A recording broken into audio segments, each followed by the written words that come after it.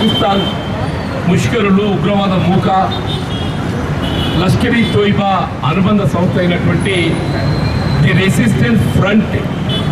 వారు ఏదైతున్నదో ఇలా జమ్మూ కాశ్మీర్, అనంతనాగ్, పహల్గాం సమీపాన్ని ఉన్నటువంటి యొక్క భారత పర్యాటకులపై వీళ్ళు విచ్చలవిడిగా దాడి చేసి వారిని అతి దారుణంగా ఏదైతుందో మరి హింసకు గురి చేసి మానవ మృగాలుగా వ్యవహరించి మరి బలి తీసుకోవటం వీళ్ళు యావత్ భారత జాతి తీవ్రంగా గర్విస్తుందని చెప్పండి.